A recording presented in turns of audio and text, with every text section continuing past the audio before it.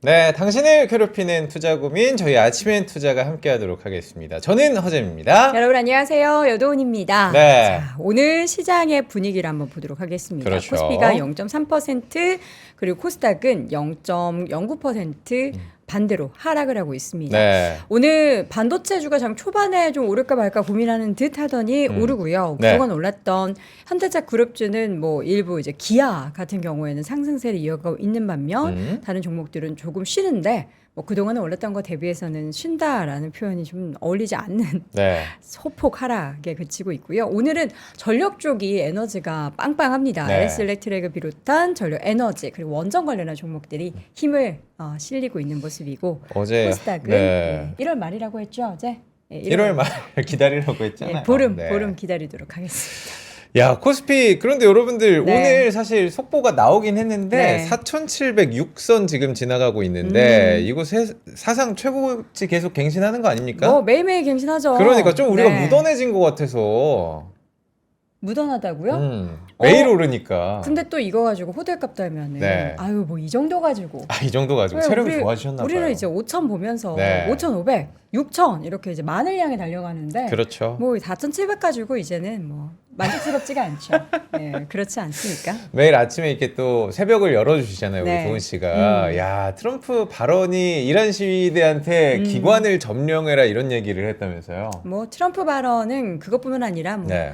매일매일 본인이 하고 싶은 다양한 이야기들을 다 쏟아내고 있는데 근데 중요한 거는 워낙에 말을 많이 하는 분이잖아요. 네. 시장도 이제 다 약발이 통하지 않아요. 물론 이제 일부 트럼프 리딩방이 열렸다라고 해서 뭐 방산주 난리 나고 하긴 그렇죠. 하지만 뭐 그렇다고 해서 시장이 그러한 뭐 전쟁 불확실성 때문에 힘들다든지 파월을 뭔가 옥죄해서 이거를 뭔가 금리를 내리겠다라고 하는 것에 있어서 작년에는 또 흔들렸는데 이제는 그 약발 통하지 않습니다. 통하지 않다. 네, 시장의 어떤 방향도 네. 함께 살펴보면서 오랜만에 저희가 여러분도 오프라인으로 만나는 세미나 안내 드리고 바로 오늘 방송 들어가야죠. 먼저 압구정으로 가보도록 하겠습니다. 네. 1월 24일 토요일 11시에 압구정 WM 센터에서 여러분과 만남을 준비하도록 하겠습니다. 해외 주식으로 10년 10배 만들기라는 주제로 저희 수요일 날 또 나와주시는 정우창 차장님 그리고 박지훈 부장님 함께 준비를 하고 계십니다. 네. 이게 작년에 저희가 압구정 갔을 때 사실 오전만 준비를 했거든요. 근데 너무 많이 신청을 해주셔가지고 아. 오후까지 늘려가지고 저희가 많은 분들의 또 사랑을 받았던 세미나였습니다. 이번에도 만약에 저희가 제한 인원이 넘어서면 어떻게 좀 시간 배분을 해주시려나? 일단 여러분 편하게 네, 하세요. 편하게 일단 선착순이긴 한데 신청해 주세요. 네. 편하게 하시고 서울 지역, 경기 지역 계신 분들은 이제 압구정 가시면 되겠고 이제 1월 29일 목요일 2시 30분에는 저희가 충청도 청주 WM 청주로 센터로 갑니다. 갑니다. 청주, 예, 청주는 참 좋은 도시입니다. 네. 개인적으로 이제 고추만두 집 되게 유명한 데 있는데 좋아합니다. 청주에서는 세 분과 함께 하는데요. 아침에 투자해서 우리 든든하게 국내와 또 미국, 중국까지 짚어주시는 3인방이죠. 어제 함께했던 우리 이혁진 차장님을 비롯해서 우리 쿨즈 박지훈 부장님 그리고 소진웅 과장님이 국내와 미국과 중국 증시에 대한 성공적인 투자 전략이라는 주제로 네. 준비하고 있으니까요. 아래 영상 안에 링크 통해서 여러분들 지금 바로 선착순이니까 지금 바로 신청해 주시기 바랍니다. 네, 오늘은요 저희가 이 국채, 금리 또 채권 이야기를 전문적으로 한번 다뤄보도록 하겠습니다. 네. 우리 NH투자증권의 채권 여신이죠 구혜영 차장님 올해는 처음으로 모셔보도록 하겠습니다. 나와주시죠. 어서 오세요. 안녕하세요. 반갑습니다. 새해 복 많이 받으십시오. 새해 복 많이 받으십시오. 아니 우리 구차장님 네. 포스 있지 않아요? 코스가 있어요. 아 진짜 너무 네. 멋있어. 맞습니다. 이 말투도 그렇고 굉장히 제가 따라하고 싶은 그런 데 저는 약간 장난기가 나이가 있는데도 장난기가 이게 안 씻어지더라고요. 네. 근데 부차장님의 그런 이제 톤과 이런 이제 느낌 너무 배우고 싶습니다. 자주 나와주세요. 배우려면 자주 봐야 되거든요. 아, 예, 근데 자주 뵙겠습니다. 좌포스, 우포스 사이에서 굉장히 어린 양이 된 느낌이어가지고 제가 빨리 어깨 좀 펴요. 어깨 왜 이렇게 구부리고 있어요? 예. 자 어깨 피고 네. 오늘 고영 차장님과 카리스마 있게 채권 시장 우리 바라보도록 하겠습니다. 자, 먼저 12월 금융시장부터 좀 연말 정리부터 한번 하고 올해 전략을 좀 짜볼까요? 지난 12월을 생각하면 일단 국고채에 투자하시는 투자자들은 네, 너무 아팠어요. 그렇죠. 금리가 계속 올랐습니다. 네. 요는 이거였어요. 한국은행이 통화정책에 대한 기조를 바꿀 것 같은데, 그리고 통화정책 전환에 어떤 메시지를 주었는데, 혹시 이게 인상 가능성을 의미하는 거야? 라고 하는 불안감들이 금리에 반영이 된 것 같고요. 네. 그래서 지금 국고채 10년 금리 같은 경우는 기준금리가 2.75%까지 상승한 레벨을 반영해서 지금 현재 3.4% 정도에 지금 머물러 있는 상태입니다. 네. 일반적으로는 연초에 지금처럼 이제 1월이 들어서면 이제 1월 효과라고 해서 기관 투자자들도 다시 채권을 매수하고 외국인들도 매수하고 은행들도 매수하고 이런 신규 매수 수요가 들어와야 되는데 지금 국고채 시장에서는 신규 매수 수요가 아직 그렇게 두드러지게 나타나는 것 같지는 않고 이따 말씀드리겠지만 내일 금통위가 있다 보니까 그렇죠. 일단 이 1월 효과는 금통위 이후에 나타나지 않을까라는 생각이 듭니다. 미국 같은 경우는 지난 12월에 금리는 그냥 고만고만했다 그렇게 보시면 될 것 같아요. 다만 환이 수익률을 제고하는데 아주 큰 도움이 됐습니다. 네. 달러원 환율이 1,470원대까지 올랐었고 네. 그리고 정부가 이제 아주 강력하게 구두 개입을 했음에도 불구하고 사실상 제대로 작동되지 않았다. 그러니까요. 그러니까 채권에서 사실 돈 버는 방법이 크게 세 가지가 있어요. 네. 하나는 금리가 하락해서 돈을 버는 방법. 아니면 이자를 따박따박 수취하는 방법. 그리고 이제 해외 채권에 투자하는 경우에는 환율로 환차익으로 얻는 방법이 있는데 미국채 같은 경우는 환차익이 제 몫을 했다. 그렇게 볼 수 있을 것 같습니다. 네. 그리고 브라질 같은 경우는 브라질이 올해 3분기에 대통령 선거가 있어요. 네. 근데 12월에 그 대통령 선거에 대한 리스크를 먼저 선반영을 하면서 금리 변동성이 좀 컸습니다. 그래서 상대적으로 브라질 국채 금리는 소폭 상승했고 그리고 원화 대비해서 헤알화 환율도 소폭 하락했어요. 네. 요는 이겁니다. 우리가 예를 들어서 올해 2026년 10월, 11월 정도의 대선이 있다. 자, 그러면 그 전년도 12월에 반영하는 리스크가 의미가 있을까요? 없을까요? 의미가 없을 것. 어떻게 보십니까? 대선이라고 하는 거, 네. 선거라고 하는 건 사실은 끝까지 가봐야 그렇죠. 아는 거거든요. 네. 근데 지금 그 리스크를 벌써 대략 한 10개월 정도 선반영해서 반영했다. 그렇죠. 자, 그럼 네. 그것이 아. 지속성이 있을까요? 없을까요? 없을 것 같아요. 그래서 1월 들어서 그 정치권에 대해서 발생했었던 브라질의 리스크들은 다시 상쇄가 되는 분위기. 그래서 브라질 같은 경우는 12월에는 금리와 환율이 상대적으로 불리한 방향으로 흘렀었지만 네. 1월 들어서 다시 제자리를 돌아섰다. 그렇게 보실 수 있겠습니다. 어제 나온 거긴 한데 간밤에 이제 12월 CPI 발표가 됐잖아요. 국채 금리 뭐 이런 것들도 좀 가격 변동이 있나 싶었는데 시장에서는 큰 반응을 안 했습니까? 네. 어떻게 보세요? 지금 그게 의미가 있을까요? 지표가 네. 사실 네. 객관적으로 우리가 사실 지금 현재 어떤 데이터가 나왔을 때 그 데이터로 인해서 가격이 변동이 되려고 하면 네. 서프라이즈가 나타나야 돼요. 좋은 쪽이든 나쁜 쪽이든. 네. 예를 들어서 예상한 범위 내에서 나오는 숫자들은 크게 의미 없다. 그 부분을 좀 집중해서 생각해 주시면 좋을 것 같고 특히 금리 같은 경우에는 지금 단기적으로 특히 이제 미국 같은 경우에 기준금리 인하 경로에 대해서는 크게 의구심이 없어요. 네. 그렇다면 물가가 생각보다 그렇게 나쁘지 않았다라는 메시지가 큰 호재가 될까요?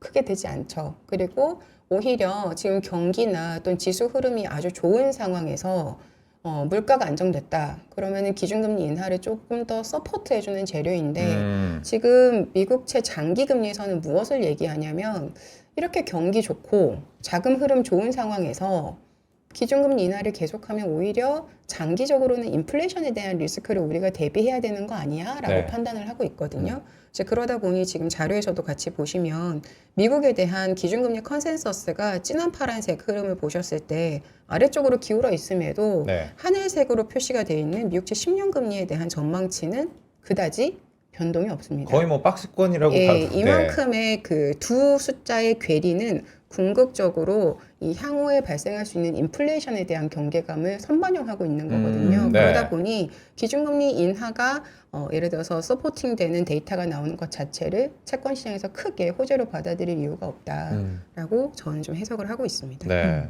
미국 경제 는 사실 저 지난번에 GDP 나우를 통해서 그 네. 숫자를 보고 이게 맞나 했어요. 그 5% 네. 그게 근데 맞는 숫자예요, 진짜? 거의 뭐 신흥국 같은 경제 느낌이에요, 성장률이 진짜. 그게 맞아요? 그런 네. 데이터가 어떻게 추산이 되는 네. 거냐면 그 애틀란타 연은에서 네. 예를 들어서 가까운 시일 내에 데이터가 집계된 것들, 예를 들어 기준이 한 달 네. 또는 2달 내에 발생했었던 데이터를 근간으로 해서 이게 수치, 그러니까 그 계량화한 거예요.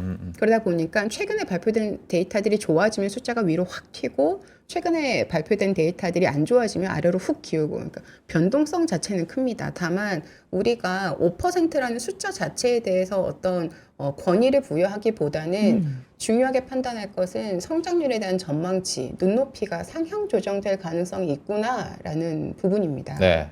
그것에 우리는 포커스를 둬야 되는 것 같고, 그렇다고 하면 이제 저희 채권 시장 입장에서 바라보았을 때는 성장률 전망이 상향 조정되네.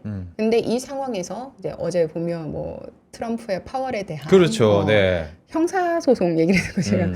굉장히 헛웃음이 났는데, 이제 그런 식으로 중앙은행에 대해서 독립성을 훼손하는 이슈들, 궁극적으로 기준금리는 누르겠다라고 하는 정책적인 메시지들은 결국은 인플레이션에 대한 경계감들을 더 높이는 재료로 활용이 네. 되겠구나. 그래서 저는 개인적으로 어떻게 생각하냐면 지금 저희 뭐 컨센서스 표에서도 나타났지만, 저는 미 국채 금리 자체가 올해는 금리 차 자체에 대해서는 큰 의미가 없겠다. 뭔가 이제 방향성을 가지고 베팅하는 전략은 채권 시장에서는 올해는 크게는 재미가 없겠다. 이따 제가 표를 하나 보여드릴 건데, 네. 특히 이제 분기 단위로 지금 정책적 변수들이 굉장히 많거든요. 통화 정책, 재정 정책, 그리고 선거, 이런 것들이 매우 분기마다 다이나믹하게 있는데, 중요한 건 2분기에 기준금리 인하와 인상의 시그널이 모두 다 통합되고, 또 우리나라 같은 경우는 선거 이슈까지 있어요. 그러면 제 생각에는 1분기에 우리가 어떤 금리에 대해서 방향성을 전망한 것, 제 생각에 2분기 되면 다 바꿀 것 같습니다. 그리고 2분기의 어떤 그 결과들이 궁극적으로 올해 하반기의 전망치도 다 바꿀 것 같아요. 그래서 네. 올해는 저는 어떻게 생각하냐면, 일단 금리에 대해서 방향성을 베팅하는 것은 조금 조심하자. 대신에 채권이 가지고 있는 본질적인 가장 강점 중에 하나가 현금 흐름을 만들어주는 것 아니겠습니까? 그래서 그렇죠. 제가 지난 10월 달부터 계속 맞아요. 지속적으로 네. 브라질 채권에 대해서 투자를 추천을 드렸던 것도 결국은 현금 흐름이라는 관점이었는데, 이 현금 흐름이라고 하는 것이 채권에서 줄 수 있는 채권과 주지 못하는 채권에 대한 차등화가 좀 커질 것 같다. 그리고 현금 흐름을 줄 수 있는 채권에 대해서는 매력이 더욱더 높아질 것 같다. 이런 생각을 가지고 있습니다.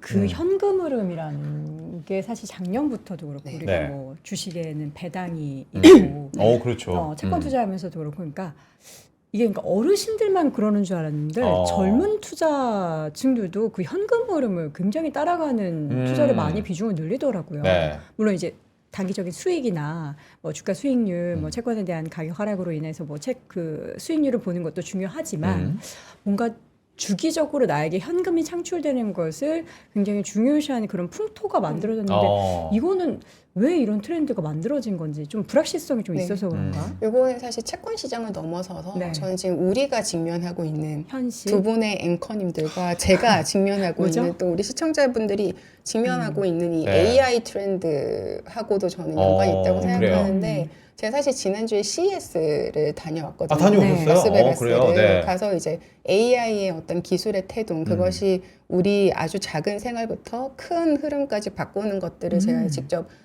체험을 하고 왔는데, 네. 제가 그걸 보고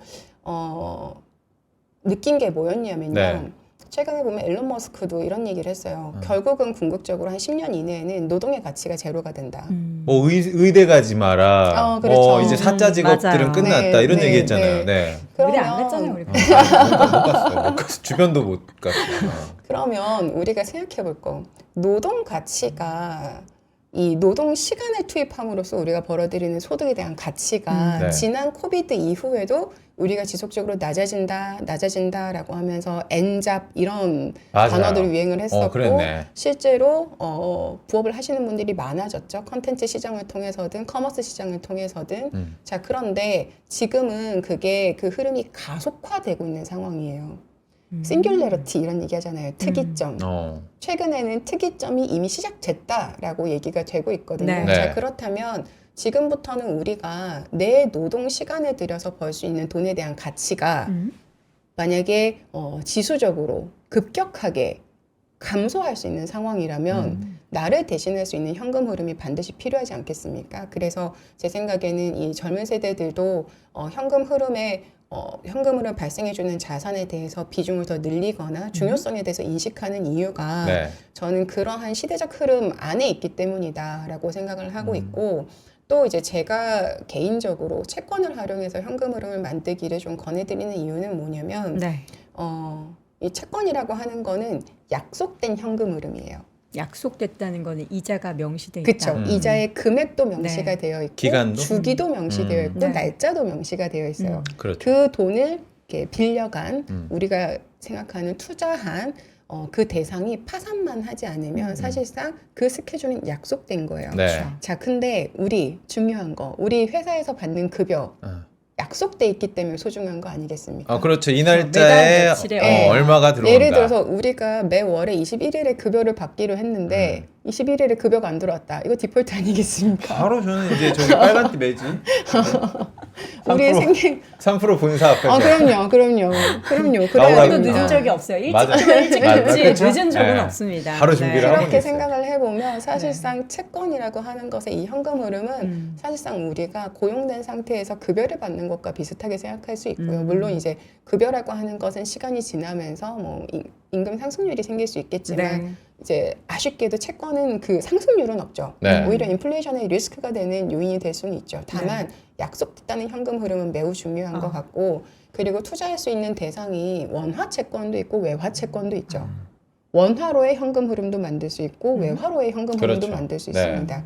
내가 요구하는 기대 수익률만 충족할 수 있다면 이자율만 충족할 수 있다면 내가 어느 정도의 리스크를 안고 현금 흐름을 만들 수 있다라는 가장 좋은 자산인 것 같거든요. 그래서 올해처럼 2026년 이제 기존 금리에 대한 사실상 금리 변동성, 방향성에 대해서 확실한 베팅의 어떤 전망이 없다면 저는 오히려 현금 흐름 쪽을 조금 더 집중하는 것이 좋지 않을까 생각하고 또 현금 흐름이 좀 잦은 현금 흐름이 필요한 것 같아요. 예를 들어서 6개월에 한 번씩 사실 채권은 이자를 거의 대부분 연에 2번 네. 반기에 한 번씩 주거든요. 요것도 좀 약한 것 같아요. 왜 그럴까요? 지난 분기와 이번 분기 시장이 완전 달라지죠. 그렇네요. 이번 반기와 다음 반기는 네. 또 달라질 네. 겁니다. 그러면 우리가 어떤 시장에 대해서 지속적으로 투자를 할 수 있는 재원을 확보해야 되는데 반기는 너무 긴 거예요. 자, 그러면 여러 개의 채권을 혼합해서 그 주기를 조금 더 짧게 만들면 어떨까요? 그러면 그 현금 흐름을 가지고 우리는 계속 다른 자산에 시장의 흐름에 맞게 네. 재투자를 할 수 있는 재원이 형성됩니다. 그래서 사실 지난해, 그러니까 코비드 이후부터 지난해까지는 채권을 통해서 자본이익을 얻는 것이 상당히 좋은 투자 수단이었다고 하면 올해부터는 현금 흐름을 나에게 지속적으로 창출을 해줘서 그것으로 내가 다른 자산들을 더욱더 재투자할 수 있는 약속된 현금 흐름을 만드는 목적으로 채권을 좀 활용하시면 좋을 것 같다라는 생각이 듭니다. 앞으로 저희가 이제 전망도 좀 여쭤보려고 하는데 그래도 이제 글로벌에서 계속 싸우고 있으니까 트럼프랑 파월이 싸우면서 뭐 연준의 독립성을 건들지 말라. 전에 이창용 총재도 막 이렇게 같이 이름을 올리고 전 세계 이 중앙은행장들이 좀 힘을 모아서 이야기를 하더라고요. 이게 이제 결국에는 달러의 어떤 흔들림을 줄 수가 있기 때문에 글로벌로 이게 위기가 올 수도 있지 않을까 이런 퀘스천 마크가 들어가는 거잖아요. 국채 시장은 어떻게 생각을 하고 계세요? 사실 연준을 흔들면 당연히 이 독립성이라는 것이 훼손이 되죠. 독립성이 훼손이 되면 정책에 대한 시그널이 엇갈리게 되겠죠. 근데 중요한 건 뭐냐면 시장이 원하는 건 누가 말하느냐도 중요하지만 무슨 메시지가 일관적으로 나오느냐도 중요해요. 저는 사실 저도 이제 채권 시장에 종사하는 입장에서 중앙은행의 독립성은 굉장히 중요하다고 생각하고 지금 전 세계 중앙은행 총재들이 머리에 이제 흰띠 맸거든요. 대동단결, 네. 그렇죠. 무찌르자. 왜냐하면 이게 왜 글로벌적인 트렌드가 될 수밖에 없냐면 이제는 돈의 흐름이 중앙은행이 아니라 정부에서 나오게 됩니다. 그렇지 않습니까? 다 지금 재정의 시대로 들어갔지 않아요? 그럼 재정의 시대로 들어갔다고 하는 얘기는 사실은 중앙은행이 독립성이 겉으로는 유지가 되는 것 같아도 본질적으로는 훼손될 수밖에 없는 구조예요. 근데 그 중에서도 가장 센 목소리로 굉장히 이제 상식적이지 않은 방법으로까지 하니까 문제가 되는 거거든요. 저는 올해 4월에 이제 한국은행도 총재가 이제 임기가 종료가 되는데요. 네. 뭐 연임을 하실 수도 있겠으나 저는 한국에서도 이 친정부적 코드, 정부, 그러니까 한국은행만의 목소리가 아니라 정부와 함께 협력해서 방향성을 제시하는, 즉 한국은행이 정부로부터 결코 자유로울 수 없는 그런 목소리를 내게 될 거라고 저는 생각을 합니다. 그건 한국도 마찬가지고 유럽도 마찬가지고 네. 미국도 마찬가지일 거로 생각하고요. 그거는 글로벌 트렌드라고 봐야 되는 것 같습니다. 본질적으로는 재정의 시대에 우리가 들어왔고 아까도 이제 제가 CS도 다녀온 얘기 말씀드렸는데 궁극적으로 AI라고 하는 것은 우리가 기술 혁신 방향으로 지금까지 이야기를 해왔는데 사실 최근에 보면 이런 얘기들이 있어요. 이제 그 빅테크들이 궁극적으로는 캐펙스 투자를 늘린다. 네. 그래서 캐펙스 투자를 엄청나게 늘리는 사이클로 지금 이제 들어갔고 실제로 돈이 많은 빅테크들도 이제는 채권 시장을 통해서 자본 조달을 해야 되는 회사채. 상황까지 이제 네. 왔습니다. 자, 그러면 이 AI라고 하는 건 궁극적으로는 사실은 자본 집약적인 인프라 산업이 되는 거예요. 네. 돈이 무진장 많이 든다는 소리입니다. 그러면 엄청난 캐펙스 투자를 가지고 인프라 투자를 한다라고 하면 거기에 진입장벽을 누가 만들어줘야 될까요? 정부가 만들어줘야겠죠. 그래서 저는 돈의 흐름이나 또는 통화정책에 대한 방향이나 이런 것들이 궁극적으로는 산업에 대한 방향성까지도 이제는 정부의 목소리 굉장히 이 비중이 커질 거다. 그래서 정부가 진입장벽을 만들고 정부가 방향성을 만들고 정부가 트렌드를 만드는 그 흐름이 좀 더 가속화되지 않을까라는 네. 생각이 듭니다. 우리가 지금 국채 투자 관련해가지고 네. 봐야 될 게 굉장히 많아요. 많아요, 근데 지금. 이 시간이 굉장히 제한적인 것 네. 같기는 한데 우리나라는 어때요? 우리나라 지금 또 금리 동결한다고 하죠? 15일 내일이죠? 해야겠죠. 네. 예. 동결할 수밖에 없죠. 네, 네. 지금 환율이 다시 1,480원에 근접했습니다. 그러니까요. 쉽지가 않아요. 사실 제가 지난 2010년부터 약 5년 정도 외환시장에서 근무를 했었는데 그때 막 유럽발 금융위기 터지고 그러니까 제가 미국의 금융위기도 겪고 환율시장과 네. 주식시장에서 그리고 유럽발 금융위기도 겪고 그리고 여러 가지 사이클들을 제가 외환시장과 채권시장, 주식시장 모두 경험을 해봤는데 지금까지는 적어도 외환시장에 대해서는 정부의 말발이 먹혔었어요. 특히 지난 12월에 정부의 구두 개입은 저는 굉장히 셌다고 봅니다. 근데 그게 유효 기간이 2주밖에 안 됐어요. 왜 이렇게 짧았을까요? 그러네요. 저는 여기에는 본질적으로 이 원화라는 것의 가치를 우리가 조금 객관적으로 볼 필요가 있다 네. 생각을 합니다. 재작년에 그러니까 총리가 1,400원 유노멀이라는 이야기를 했었어요. 그때는 미친 소리라고 다들 생각했습니다. 맞아요. 왜냐하면 우리나라 2000년부터 대략 한 20년 정도 원화의 평균값이 1,550원이에요. 1,150원. 1,150원. 평균이 1,150원인 나라에서 1,400원 유노멀이라는 말을 경제부총리가 한다. 말이 됩니까? 안 됩니까? 그래서 미친놈 아닌가? 그랬었죠. 네. 근데 실제로 그 다음 해에 네. 환율 흐름들을 봤더니 진짜로 1,400원 유노멀이 그러니까요. 됐어요. 지난 해에도 원화가 잠깐 강세를 갔지만 그 레벨이 1,350원을 더 뚫고 내려가지는 못했습니다. 지금 지난해의 하단이 1,350원이었고요. 올해 지금 아직 1월 절반밖에 지나진 않았지만 현재 단기간 강력한 구두 개입에도 불구하고 보이는 원화의 하단이 1,450원. 근데 우리는 그러면 이 환율이라는 부분을 통화정책 결정에 있어서 결코 간과할 수가 없다. 당연히 굉장히 중요한 문제죠. 과거에 사실 제가 데이터를 분석을 해보니까 네. 1,400원 위에서는 그러면 한국은행이 기준금리 인하 못해? 라는 궁금증이 생겨서 지난 20년 정도 데이터를 제가 분석을 해보니까 할 수는 있어요. 그리고 했어요. 어떨 때 했냐면 국내 경기가 극도로 침체됐을 때. 근데 지금 한국이 사실 경기에 대한 판단이 굉장히 엇갈려 있기는 네. 합니다만 양극화되어 있긴 합니다만 표면적으로 보여지는 숫자들 그리고 주식시장의 흐름 네.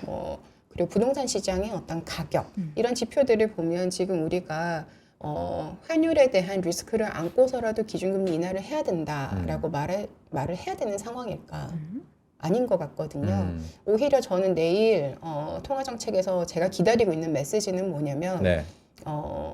차라리 장기간 동결이라는 메시지를 차라리 강조해 주는 게 좋을 것 같다. 왜냐하면 현재 채권 시장에선 제가 다양한 투자자들을 만나 봬요. 예, 기관 투자자들도 뵙고 또 저희 당사뿐만 아니라 타 애널리스트들도 뵙고 그리고 실제로 이제 투자하는 뭐 일반 법인들 또 거액 자산가들 다 뵙는데 그분들이 가장 걱정하는 게 뭐냐면 혹시 이러다가 한국은행이 인상하는 거 아니야? 라는 얘기를 종종 듣게 돼요. 인상. 근데 뉴스에서도 이제 인상이라는 네. 키워드가 몇 번 나오긴 했었어요. 네. 근데 설마 하는 거죠. 한국은행이 지난 금통위에서 통화정책 전환기라는 단어를 공식적으로 썼기 네. 때문에 그렇다면 이제는 진짜 인상이라고 하는 거를 염두에 둬야 되는 거 아니야까지 지금 심리가 기울어져 있어요. 인상을 할 만한 명분이 되나요? 저는 사실 그것은 약하다고 봐요. 그것은 약하고 아까도 제가 말씀드렸지만 결국은 한국은행의 보이스는 정부의 네. 목적과 연동될 텐데 정부도 기준금리 인상까지 바라는 사이클은 아닐 것 같습니다. 왜냐하면 기준금리 인상이 돼버리면 환율은 진정시킬 수 있겠으나 상대적으로 네. 그리고 부동산 시장도 상대적으로 심리를 누그러뜨릴 수 있겠으나 우리가 지금 열심히 키워놓은 자산 가격에 대한 기대감도 같이 소멸될 가능성이 있기 때문에 우리가 어떻게 만든 4,700포인트니까 그렇죠. 그렇지 네, 않습니까? 어떻게 끌어올렸는데. 요거 한순간에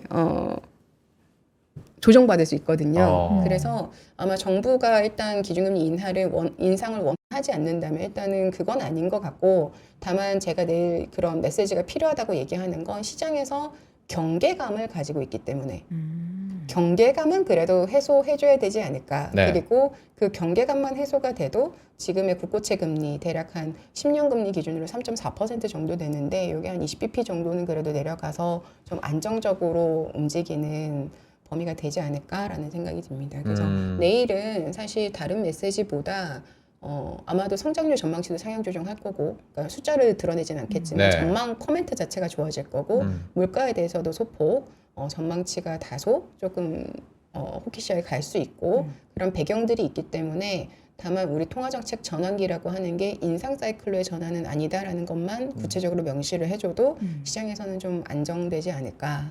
그리고 그 이후에 1월 효과를 이제는 좀 누릴 수 있는 상황이 되지 않을까. 좀 그렇게 기대를 하고 있습니다. 네, 실제로 진짜 이 주식 관심 있는 분들이 너무 늘어나다 보니까 우리가 미국 연준의 금리 인하를 바라보고 있고 네. 이창용 총재가 무슨 말을 하는지 사실 예전에는 이런 얘기를 뉴스에서 나와도 무슨 말 하는 거야 이러는 생각이 들었는데 저는 이제 기본적으로 궁금한 게 그래도 올해 전망으로 봤을 때 미국 금리 인하는 몇 번 남아있을 가능성이 있다 이렇게 우리는 알고 있고 근데 한국은 환율 문제 때문에 부동산 가계부채 때문에 지금 차장님이 말씀하신 것도 어찌할 바 이거 올리기도 그렇고 내리기도 그렇고 그러면은 장기간 동결로 가야 되나 자 그러면 미국과 우리의 금리 격차가 벌어질 수밖에 없는 상황인 거잖아요 지금 전망으로는 근데 사실 우리가 먼저 내렸기 때문에 또 금리 격차가 줄어드는 방향인 거죠. 아, 줄어드는 우리는 걸로. 기준금리가 유지가 되고 내리고. 미국은 그래도 내려올 테니까 그렇죠. 그런 상황에서는 어떻게 되는 거예요 그러면은 사실 표면적으로는 미국에 대한 예를 들어서 우리가 달러를 보유함으로써 얻을 수 있는 이자 소득 또는 이자 이익이 그 갭이 줄어드는 거니까요. 사실 이거는 표면적으로는 환율이 그래도 안정되는 달러 환율이 그래도 1,500원 위로 튀는 것보다는 그래도 1,400원 초반대로 안정되는 재료로 볼 수는 있을 것 같아요. 다만 지금 원화가 양국 간의 금리 차 때문에 약세가 됐느냐 라는 본질적인 질문을 던져야 되는 것 같고요. 그건 좀 아닌 것 같다라는 생각이 듭니다. 저는 궁극적으로 결국은 돈이 돈값을 하려면 그 돈이 희소해져야 돼요. 우리나라에서 지금 어떤 통화가 더 희소한가라는 생각을 해볼 필요가 있고요. 달러가 더 희소하죠. 그렇죠. 그리고 이제 원화를 가지고 그럼 밖에 가서 무엇을 쓸 거냐라는 생각을 해봤을 때 네. 여기에서도 사실은 가치가 좀 많이 떨어진 것 같아요. 제가 아까 잠깐 대기하는 시간에 허재무 저희 앵커한테도 말씀을 드렸는데 지금 원화가 달러 대비 약세죠. 그건 다 알고 있죠. 그건 다 알고 있죠 원화가 브라질 레알 대비해서도 약세입니다. 엄청나게 약세예요. 지금 왜 브라질 브라질 대비해서 연초 대비해가지고 지금 거의 한 뭐 15%에서 20% 정도 헤알이 더 강세입니다. 네. 자, 그러면 태국 어떨까요? 태국. 그러니까 태국 저도 바트와 그게 놀랐어요. 대비해서 지금 원화는 강세일까요? 약세일까요? 바트보다도 약세라고 아까 얘기를 해주셨잖아요. 아니 우리가 아니 경제 성장 다시 조금 돌아서고 있는데도 네. 왜 그 정도까지 약세가 되는 거죠? 그래서 원화는? 뭐 한때 잠깐 이제 한국은행에서 서학개미 때문에 라는 말을 해가지고 굉장히 질타를 그건 받으셨어요. 조금 사실 과하죠. 그거는 네. 제 생각에는 총재님 굉장히 위트 있으시거든요. 아. 그래서 그 위트의 어떤 연장선상에서 아, 전혀 그냥, 근데 말씀하실 때 위트가 그렇게 없었어요. 약간 엄근진. 하고 싶으셨던 것 아, 같은데 너무 진지하게 얘기해가지고. 근데 사실은 본질은 서학개미라기보다는 음. 궁극적으로 사실 돈이라고 하는 거는 스마트하지 않습니까? 네. 저는 그 돈이 개인의 돈이든 즉 개미의 돈이든 음. 기관의 돈이든 저는 궁극적으로 돈을 스마트하다고 생각하기 때문에 그 뭉쳐진 돈들이 방향성을 가지고 움직인다고 하는 건 궁극적으로는 그 기초자산의 약세를 대비하기 위한 수단이라고 생각을 하거든요. 네. 예, 그런 관점에서 보면 원화가 지금 궁극적으로 우리나라에 달러가 지금 들어오고 있는 구조나 또는 달러가 들어왔을 때 원화로 얼마만큼 환전되는가라는 부분 뭐 다양한 측면에서 좀 봐야 된다고 생각하고 그래서 말이 좀 길었지만 궁극적으로는 원화의 평균은 대략 한 1,400원 뉴노멀 시대라고 하는 건 우리가 벗어날 수 없을 것 같다라는 생각이 들고 그리고 미국이 기준금리를 인하를 해서 한국과 미국의 금리 차가 줄어든다고 하더라도 네. 그것이 본질적으로 이론적으로는 맞지만 실질적으로 원화 강세 쪽으로 견인하는 데는 크게 연관성이 좀 적을 것 같다. 그래서 실질적으로 봤을 때는 정부의 어떤 정책적인 코멘트로 인해서 상단은 막힐 수 있겠으나 하단도 좀 제한적인 거 아닌가. 그래서 궁극적으로는 우리가 이제 대부분의 현대인들이 특히 한국에 사는 사람들은 대부분 자산들이 다 부동산에 가 있지 않습니까? 그게 그렇죠. 월세 보증금이든 전세 보증금이든 뭐 자가도 사실상 대부분 부채인데 그것을 원화의 익스포저로 계산을 하셨으면 좋겠고 그래서 금융자산들은 환율의 레벨을 좀 불문하고 좀 정기적으로 외화 자산의 비중을 조금 더 늘리는 방향으로 우리가 해야 될 필요가 있지 않나라는 네. 생각도 들었습니다. 좋습니다. 사실 오늘 굉장히 많은 자료를 가져왔는데 자료 하나도 못 본 것 같은데. 도훈 씨와 제가 계속 궁금한 게 너무 많아가지고 이 국제 네. 시장이 어떻게 될 건지 글로벌 뉴스들이 많아가지고 여쭤봤습니다. 2부에서는 브라질 얘기 좀 해볼까요? 많은 네. 분들이 또 브라질 네. 국채 관심이 있으시니까 여러분 어디 가지 마시고요. 잠깐 광고 듣고 올게요. 광고 타임. 네, 아침엔 투자 함께하고 있습니다. 이번에는 저희가 2부 시간에는 국가별 채권 전략 그중에서 먼저 앞서서 브라질로 가보겠다고 말씀드렸는데 네. 브라질에서는 통화정책 가이던스 변경이 임박했다라고 하는데 소비자 물가 기준금리 전망 브라질 쪽 어떤가요? 브라질 증시가 요즘에 괜찮다고 그러던데요. 지금 뭐 한국도 증시가 대박이지만 네. 브라질도 대박입니다. 얼마나 그러니까요. 올랐어요? 네, 브라질도 제가 지금 정확하게 숫자가 기억 안 나는데 25년 기준으로 해서 연초 대비 대략 한 40% 정도 37% 정도 예, 얘기를 올랐던 하더라고요. 걸로 제가 네. 기억을 하고 있고요. 근데 여긴 지수가 왜 이렇게 단위가 커요? 1십, 100, 1000만, 10만, 16만 네. 1973포인트네요. 네. 맞습니다. 되게 높네요. 네, 네, 네. 그래서 지금 보면 전반적으로 브라질 같은 경우에도 자산 가격 모두가 상승한 거죠. 자산 가격이 모두가 상승했고 그 기저에는 이제 두 가지가 작용하고 있는 것 같은데요. 네. 하나는 본질적으로 저희가 이제 채권 시장에서도 브라질을 좋게 보는 배경 중에 하나가 되는데 네. 미국과 중국 사이에 굉장히 좋은 포지셔닝에 있다. 미국도 친해지고 싶어하고 중국도 친해지고 싶어한다. 유럽도 친해지고 싶어하고 한국도 친해지고 싶어한다. 이게 뭐냐면 희토류를 굉장히 많이 가지고 있어요. 자원이 많구나. 아. 이게 정말 중요한 게 뭐냐면 브라질이 매장하고 있는 희토류가 네. 중국 다음으로 많아요. 전 세계 매장량이 대략 한 20% 정도를 보유하고 있거든요. 근데 채굴량의 비중, 즉 전 세계 희토류의 공급량의 비중은 어느 정도 되는지 아세요 혹시? 브라질이? 네, 얼마 정도 될까 한번 때려보세요. 많이 안 할 일단 것 같아요. 2위인데 업앤다운 한번 해보겠습니다. 업앤다운. 네, 10%? 10%? 전체 전 세계 공급량의 중국이 10%. 대부분 90% 이상 하고 중국이 대략 한 60% 이상 60%예요? 공급을 하고 있거든요. 그러면 네. 뭐 한 10%. 10% 괜찮네. 다운. 어. 다운. 다운? 네. 그럼 5로 가죠. 반타작. 다운. 3? 다운. 2? 다운. 1%밖에 안 된다고요? 0%입니다. 아예 제로. 네. 왜요? 그렇게 퍼센테이지. 한 많은데? 자릿수가 안 돼요. 왜냐하면 브라질은 그동안 자본도 부족했고요. 네. 기술도 부족해서 매장한 건 엄청 많은데 채굴을 네. 별로 못했어요. 근데 근데 2025년에 어떤 일이 있었냐면 네. 글로벌 전 세계에서 이 히토류 내가 이 채굴하고 가공하는 것까지 네. 그 사업권을 내가 가져오고 싶다. 네. 얼마면 되니? 아. 이게 미국의 투자, 중국의 투자, 유럽의 투자, 호주에서도까지 투자를 했거든요. 그런 것들이 이끌었다. 그러다 보니 기본적으로 브라질에 들어오는 달러의 질이 좋아졌죠. 야, 그러네. 그런 인프라 개발, 자원 개발을 위한 자금들은 최소 5년, 길게는 10년 이상 약속된 현금 흐름이거든요. 네. 그러다 보니 브라질 헤알의 가치가 개선되는 부분에 상당히 기여를 했고 그런 부분들이 이 정부에 대한 어떤 신뢰 또는 신용 등급에 대한 신뢰 또 마켓에 대한 신뢰 성장에 대한 기대감 이런 것들로 작용을 하면서 증시 상승을 같이 이끌었던 것 같습니다.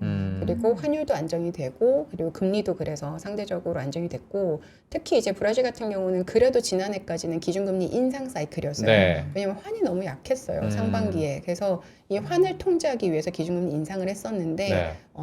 3분기에 기준금리 인상을 중단하고 이제 동결 사이클로 들어가면서 동결. 이제 그러면 인하 언제부터 하느냐 그게 대한 기대감이 올해부터다. 형성됐겠죠. 네. 그리고 그 현재의 시장 컨센서스는 대략 올해 3월 정도에는 시작하지 않겠냐라는 게 판단입니다. 이번 달 마지막 주에 브라질도 기준금리 결정하는 통화정책이 있어요. 네. 아마 이 통화정책에서 아마도 추가로 지금은 현재는 동결 기조에 대한 커멘트들을 하고 있거든요. 아마 이게 살짝 도비시하게 바뀌면서 분기 내에 인하 가능성 또는 적어도 인하가 시작되는 시점에 대한 메시지가 조금은 주어질 것 같다라는 게 현재 시장의 판단입니다. 이제 그러다 보니 그런 시그널이 네. 나왔다고 하면은 뭐 기간적으로는 1분기, 2분기 사이에 네. 인하가 사이클이 들어간다는 거는 그쵸. 한 번으로 끝나지 않을 거라는 그렇죠. 얘기잖아요. 굉장히 중요한 질문을 해주셨어요. 역시 이제 채권에서 나 좀 이제 채권 아시는군요. 조금 알아.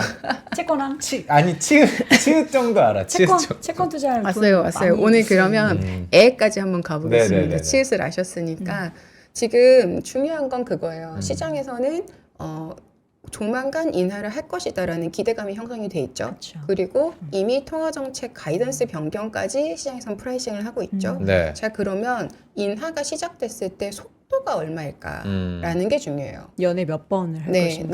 네. 지금 중앙은행에서 제시하고 있는 기준금리 수준은 얼마냐면 지금 현재 기준금리가 15%거든요. 네. 기준금리 엄청 높네. 엄청나죠. 여기는 대출금리가 뭐 8에서 10%인데 야. 시작하는 게 아. 그러니까 엄청나요. 그러니까 국민들이 굉장히 힘들죠. 고통을 많이 겪고 있었어요. 나중에 기회가 되면 또 제가 이게 어떻게 또 재정정책에 대한 가이던스를 바꾸고 있고 네.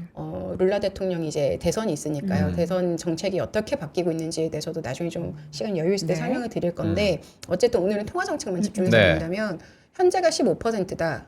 연말 목표 12.5%.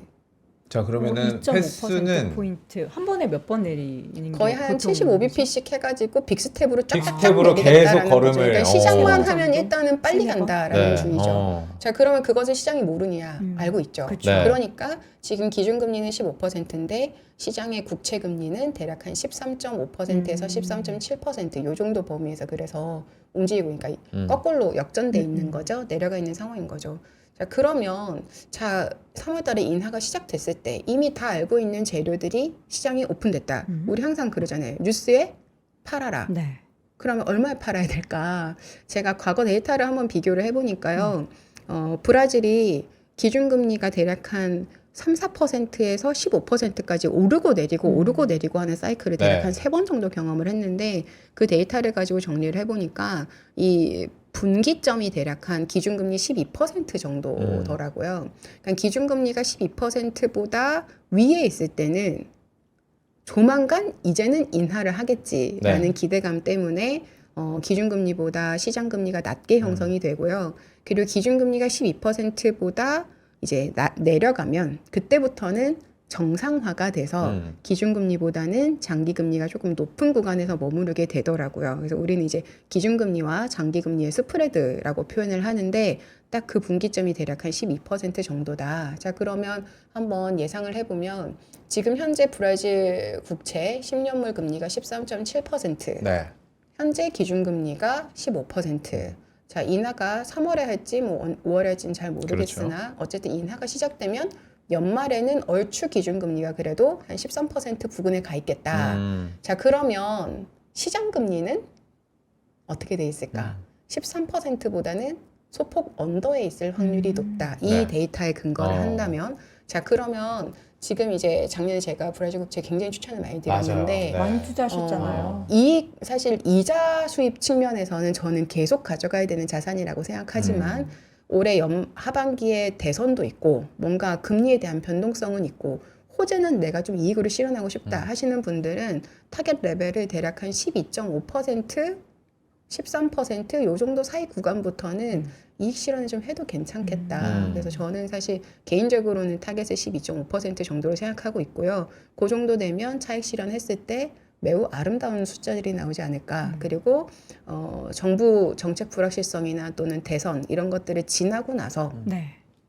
다시 재진입해서 그때부터는 쿠폰 이익을 충분히 계속 쌓아가는 구조로 투자 현금 흐름을 확보를 하시면 아까도 제가 말씀드렸지만 지금 현금 흐름은 우리의 약속된 현금 흐름은 매우 소중하거든요. 그렇죠. 앞으로의 5년은 정말 중요한 사이클이기 때문에 네. 그런 걸 확보하는데 확인을 하셨으면 좋겠다. 활용을 하셨으면 좋겠다. 그리고 지난 10년 동안은 브라질이 재정 건전성도 뭐 계속 망가지고 그게 신용 등급, 네. 글로벌 신용평가사들의 신용 등급도 계속 하향 조정되는 사이클에 있어서 원화보다는 해할 가치가 진짜 똥값이 됐었거든요. 근데 앞으로의 10년은 좀 보면 아까 제가 뭐 히토류 이런 것도 말씀드렸지만 브라질이 정말 지금 이 AI 패권 전쟁에 필요한 원자재들을 아주 그냥 그 채굴되지 않은 원석들을 네. 굉장히 다양한 종류를 많이 가지고 있어요. 그래서 제 생각에는 뭐 자원을 기초 자산으로 해서부터 앞으로 이제 글로벌에서 투자 받는 그런 현금 흐름에 대한 기대감 그리고 정부 정책이 너무 재정을 방만하게 쓰는 쪽으로만 가지 않으면 제 네. 생각에는 신용 등급에 대한 전망도 이제는 더 나빠지는 쪽보다는 개선되는 쪽으로 갈 확률이 높고 그래서 최근에 한 2년 정도의 흐름을 보면 글로벌 신용평가사 3개 뭐 여러분들 잘 알고 계신 S&P, 뭐 무디스, 네. 피치 이런 데에서 지금 브라질에 대한 국가 전망을 조금씩 뉘앙스를 긍정적으로 바꾸고 있는 상황입니다. 그래요? 예, 그래서 이제 그런 부분도 감안을 하면 아까 제가 채권으로 돈 버는 방법 3가지 있다 말씀드렸죠. 금리 차이가 있고 그다음에 이자로 네. 버는 방법이 있고 환율이 있다고 환으로. 했는데 환에 대해서도 우리가 브라질을 너무 나쁘게 볼 필요는 없다라는 생각이 듭니다. 자, 질문이 들어왔어요. 그러니까 타이거님께서도 사실 근데 브라질 채권을 작년에 얘기를 해주셨을 때도 굉장히 많은 매력도가 있지만 일단은 우리가 세금도 면제가 되지 않습니까? 그런 부분들도 굉장히 좀 매력도를 상승을 시켰는데 다만 지금 트럼프가 얘기하는 게 서반구 정책이라는 걸 꺼냈잖아요. 그러니까 내 앞마당은 건들지 마. 다른 데 니네 알아서 먹고 살아라. 약간 이렇게 하면서 베네수엘라 건드렸는데 지금 이번에 이란 사태 때도 이란의 주요 거래국이 중국하고 브라질이 껴있더라고요. 근데 여기에 관세 뭐 매기겠다 이런 것들, 남미의 상황들, 브라질 매력적인데 리스크가 없을까? 이런 겁이 사실 날 수밖에 없잖아요. 맞습니다. 매우 중요한 질문을 해주셨고 그거는 제가 이제 단언하기는 어렵겠지만 현재 제가 가지고 있는 생각만 좀 정리를 드리겠습니다. 일단 내 앞마당, 자 우리 똘똘한 한 채. 강남? 남미에 있는 국가들 중에서 똘똘한 한 채를 한번 골라볼까요? 남미에서 남미에서 똘똘한 땅덩어리가 제일 넓고 브라질. 보유하고 있는 내가 훔쳐가고 싶은 답정너요? 자원이 제일 많은 나라. 브라질. 저는 브라질이라고 생각을 네. 합니다. 그리고 그런 관점에서 보면 사실은 브라질은 어떤 때려야 되는 국가라기보다는 회유해야 되는 국가인 것 같고 다만 제가 한 가지 좀 아까도 하반기에는 좀 브라질의 대선이라고 하는 이슈를 조금은 조심하자라고 말씀을 드렸던 게 뭐냐면 그 트럼프가 대선에 개입했을 경우에는 아마 지금 현재 있는 룰라 대통령보다는 정권 교체를 아마도 바랄 가능성이 높아요. 저는 사실 그거를 조금 염두에 둬서 변동성에 대한 요인들로 위험 요인으로 좀 판단을 해야 되지 않을까 생각합니다. 네. 왜냐하면 내 편으로 만들어야 돼요. 얘를 너무 내 편으로 만들고 싶어. 근데 지금 룰라 대통령은 너무 친중국이에요. 그렇죠. 지금. 그리고 오히려 지금 현재 지지율을 높이고 있는 어떤 로직도 메시지도 반 트럼프 정서예요. 트럼프 입장에서는 저 앞마당에 있는 저 똘똘한 한 채를 내 걸로 만들고 싶은데 네. 지금의 대통령이 마음에 안 들어요. 코드가 안 맞아. 쟤하고는 말이 안 통하는 거예요. 그럼 어떻게 할까요? 정권 교체 쪽으로 압력을 행사할 가능성이 있죠. 저는 그게 사실은 내년 하반기에, 그러니까 올해 하반기에 있을 가장 큰 리스크라고 생각하고요. 그게 미치는 어떤 경제적인 영향력이 어느 쪽으로 튈지는 사실 솔직히 잘 모르겠어요. 그게 리스크죠. 그래서 저는 개인적으로 지금 올해 2분기부터는 트럼프가 브라질 현재 대통령 말고 그 경쟁 상대 쪽에 있는 후보자군들에 대해서 어떤 식으로 코멘트를 하고 브라질에서 어떤 식으로 개입을 하고 싶어 하는지에 대한 메시지를 저는 조금 추적해 보려고 합니다. 그거는 리스크 요인이 맞는 것 같습니다. 네. 그러면 우리나라도 지금 저희가 남은 시간이 얼마 없기 때문에 네. 우리나라 이야기를 네. 좀 해보도록 하겠습니다. 한국은 어떻게 고점 지났다라고 보시는지 이제 우리나라 네, 저는 고점은 지난 것 같아요. 고점이 지났기 때문에 저점으로 간다 이건 아니에요. 근데 고점은 지난 게 맞는 것 같아요. 왜냐하면 이미 우리가 그러니까 모든 가격이라는 게 그렇죠. 내가 예상하지 못했던 것들이 생겼을 때 방향성은 바뀌어요. 지금 우리는 모두 다 금리가 상승하는 재료에 굉장히 민감하게 네. 반응을 하고 있어요. 자, 그러면 금리가 상승할 수 있는 요인들 중에서 우리가 모르는 재료가 뭐가 있을까요? 모르는 재료. 모르는 재료 여러분들이 너무 깜짝 놀라게 해서 갑자기 금리가 막 위로 솟구칠 수 있는 재료. 모르는 재료니까 모르죠. 저는 딱 하나 있는 것 같아요. 뭐요? 왜냐하면 지금 금리 인상에 대한 가능성도 이미 프라이싱을 네네. 하고 있죠. 네. 그리고 뭐 물가 상승, 성장률 전망 상승 뭐 이런 것들 다 프라이싱 하고 있죠. 한 가지가 우리가 모르는 거는 상반기 추경 가능성이에요. 추경. 만약에 상반기에 추경 가능성이 생기면 네. 저는 금리가 지금 레벨보다 더 높아질 수 있다고 생각을 해요. 그런데 네. 만약 그 이슈가 아니라고 하면 저는 지금 국고채는 고점을 이미 찍고 있다. 그리고 고점은 이제 지나가고 있다라고 생각을 하고 있고 네. 통화정책에서도 우리가 인상이 아니라고 하면 저는 오히려 장기간 동결의 시장에 포커스가 맞춰지면서 다시 금리가 좀 안정되는 요인으로 좀 가지 않을까. 네. 그래서 사실은 시장에서 모르는 요인, 불확실한 요인 뭐 이런 것들은 오히려 추경?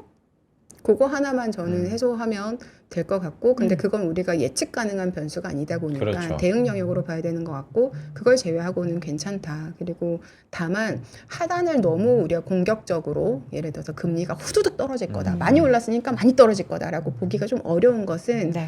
우리 바로 옆에 있는 국가 일본이 금리 일본. 인상 사이클이 그렇죠. 있지 않습니까? 맞아요. 특히 이제 올해 2분기 아마 기준금리 인상을 할 확률이 음. 높아 보이거든요. 그러면 아마도 그러니까 미국 채금리가 약간 상단을 막아준다면 일본 국채 금리가 하단을 방어하는 방향이 될 수 있는 것 네. 같아요. 그래서 일본 국채 금리의 영향을 받으면서 하방이 좀 받쳐지는 구조. 그래서 굉장히 넓은 밴드라기보다는 그러니까 위와 아래의 박스가 사실 조금 좁은 하지만 그 박스 전체는 지금보다는 한 단계 내려오는 그런 흐름으로 좀 생각을 하고 있습니다. 여기 표를 보면은 네. 우리나라 이제 기준금리가 인하를 추가적으로 더 하기 위해서는 결국에는 인하하지 못하는 그 가장 큰 이유 네. 중에 하나인 집값이 좀 둔화돼야 하는데 그게 나타날까요?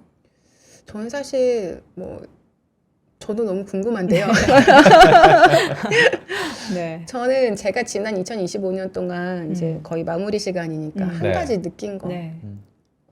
사실 저도 지난 2025년은 저에게 있어서 벼락거지가 되는 기분이 이런 거구나라는 걸 느끼는 왜요? 아, 한해였거든요. 그래요? 저도 사실 작년 상반기에 부동산에 완전히 몰빵을 해가지고 아, 네. 정말요? 필요에 의해서 이제 투자를 한 것이지만 아. 그래서 이제 주식시장 상승의 흐름을 따라가지 사실은 못하셨군요. 따라가지를 못해서 네. 매 순간순간 아팠어요. 아. 저 이번 주에도 집을 팔아서 주식을 올해도 살까? 연초에 CES를 갔는데 매일매일 코스피가 100포인트씩 오르더라고요. 그렇죠. 아. 눈물이 났어요. CS에서 그런데 이 흐름을 내가 따라가지 못했던 또는 뭐 어떤 그리고 앞으로는 어떻게 해야 될까라는 제 스스로의 반성은 뭐였냐면 자산은 결국 사람들에게 있어서 트로피다. 네.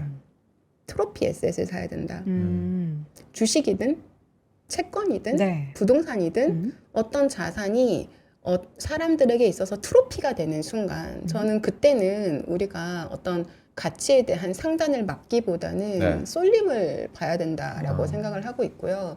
그런 관점에서 보면 만약에 강남이 예를 들어서 부동산 가격이 조정받으려고 하면 제 생각에는 그 트로피가 예를 들어서 금 메달에서 동메달이 되거나 그런 뭔가 변수가 생겨야 되지 않을까라는 생각이 들어요. 근데 그런 변수들을 제가 뭐 깊게 스터디를 해보지는 않아서 잘은 모르겠지만 아마도 2026년도 고객 여러분들 또 여기 시청자 여러분들께 제가 좀 드리고 싶은 말씀은 네. 결국은 쏠림이 심화된다. AI도 속도가 가속화가 그렇죠. 되고 모든 산업에서의 사이클이 가속화가 되고 자본 격차도 가속화될 텐데 가속화라고 하는 것은 쏠림을 이야기하고 네. 결국은 트로피 에셋을 사야 된다. 그래서 여러분들이 생각하시기에 가장 좋은 트로피는 무엇인지 그러니까 내가 생각하는 좋은 트로피와 그리고 남들이 생각하는 좋은 트로피에 혹시 갭은 없는지 그 차이가 무엇인지를 보면서 자산에 대한 어떤 그 흐름을 잘 따라가셨으면 좋겠습니다. 좋습니다. 방향성보다는 올해는 이제 현금 흐름을 만들어내고 이 현금 흐름으로 무언가 다른 자산에 또 투자해서 수익을 낼 수 있는 그런 구조로 그러니까 우리가 차장님을 좀 자주 뵈야 될 것 같아요. 카리스마 구씨 어떠세요? 예, 카리스마 구 아. 좋습니다. 저는 채권 여신이 더 좋아요. 채권 여신. 채권 여신. 아, 근데 여신이지만 이야기가 정말 사람처럼 더 자주 봐야지. 그 음. 저희가 지금 어떻게 보면은 주식을 장기 투자하는 게 아니라 네.